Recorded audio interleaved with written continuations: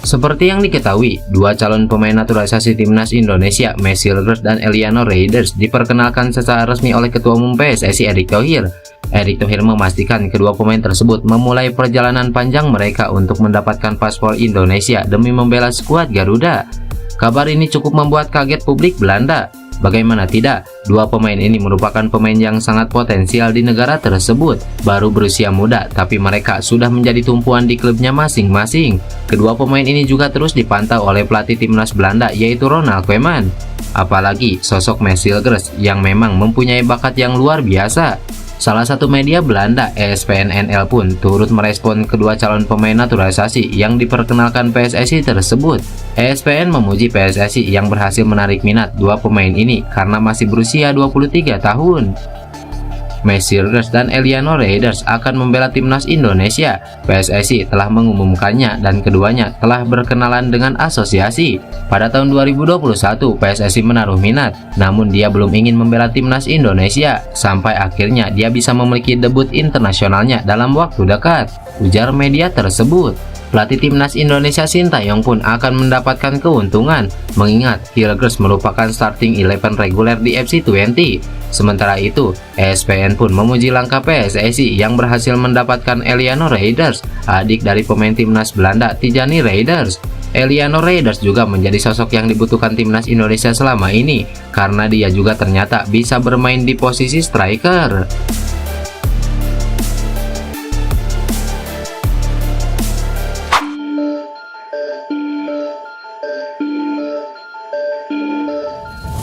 Seperti yang diketahui, bek kokoh milik timnas Indonesia JIJ berhasil meraih kehormatan besar dengan dipercaya menjadi kapten timnas Indonesia dalam laga perdana kualifikasi Piala Dunia saat melawan Arab Saudi.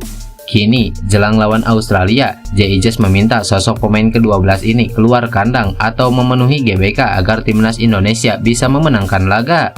Seperti yang diketahui, Sintayong memberikan kepercayaan penuh kepada JIJ untuk memimpin rekan-rekannya di lapangan sejak menit pertama. Dalam pertandingan tandang yang berat tersebut, timnas Indonesia berhasil meraih hasil imbang 1-1, sebuah pencapaian yang membanggakan mengingat kekuatan lawan, sehingga dia minta supporter yang biasa disebut sebagai pemain ke-12 datang ke stadion untuk mendukung tim nasional Indonesia. Saya sangat bangga dan berterima kasih karena saya punya kesempatan menggunakan ban kapten. Kami memainkan laga tandang yang sulit, namun kami bahagia bisa mendapatkan poin yang dibawa pulang. Dukungan kalian luar biasa dan kini kami kembali butuh dukungan kalian untuk laga selanjutnya. Kami akan memberikan segalanya untuk negara kita dan bakal berusaha membuat kalian bangga. Ini baru awal, ujar JIJ. Sejak bergabung dengan tim nasional Indonesia pada awal tahun ini, JIJ memang telah menunjukkan penampilan yang konsisten dan solid di lini belakang. Kehadirannya memberikan kekuatan tambahan bagi skuad Garuda. Dengan hasil melawan Arab Saudi, timnas Indonesia kini semakin termotivasi untuk meraih hasil terbaik di kualifikasi Piala Dunia.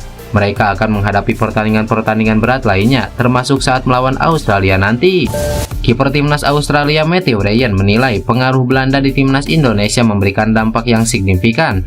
Ya, kiper 32 tahun itu melihat Indonesia berpotensi merepotkan dengan materi pemain yang dimiliki. Seperti yang diketahui, Australia bakal menjalani laga tandang ke markas Indonesia pada matchday kedua grup C. Laga ini akan dimainkan di Stadion Gelora Bung Karno pada Selasa mendatang. Bagi Australia, lawatannya ini punya arti yang penting. Kalah 0-1 dari Bahrain pada matchday pertama grup C, The Socceroos bakal berada dalam situasi sulit jika kembali kalah. Sementara itu, Indonesia bukan lawan yang mudah dikalahkan. Terbukti, skuad Garuda mampu menahan imbang Arab Saudi dengan skor 1-1 pada matchday pertama. Perkembangan pesat timnas Indonesia tidak lepas dari program naturalisasi yang gencar dilakukan PSSI. Tom Haye dan para pemain yang matang dan ditempa di kompetisi Belanda memberi dampak besar bagi Indonesia. Matthew Ryan sendiri mengenal sepak bola Belanda dengan baik. Pasalnya, dia pernah bermain bersama AZ Alkmaar pada musim lalu.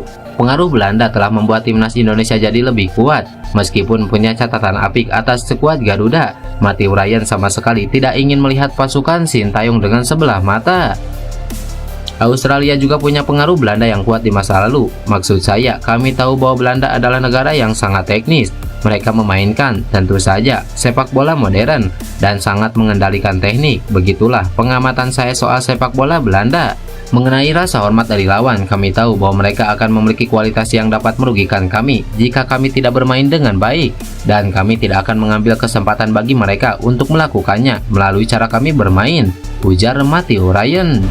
Salah satu pelatih asing asal Kroasia, tepatnya pelatih Persib Bandung Bojan Hodak, memberikan saran bagi tim nasional Indonesia jelang laga kontra Australia. Bermain di putaran ketiga kualifikasi Piala Dunia, timnas Indonesia akan menjamu Australia di Stadion Gelora Bung Karno Selasa mendatang. Pada pertandingan ini, timnas Indonesia diunggulkan dengan catatan 1 poin di laga perdana melawan Arab Saudi. Sebaliknya, Australia justru belum memiliki poin akibat kekalahan di kandang sendiri dari Bahrain.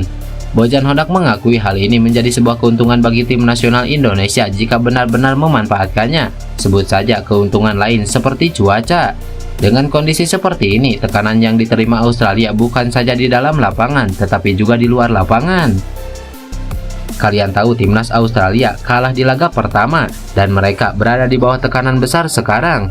Tentu ketika mereka datang, mereka akan bermain di cuaca yang berbeda, cuaca yang sangat lembab dibandingkan di Australia.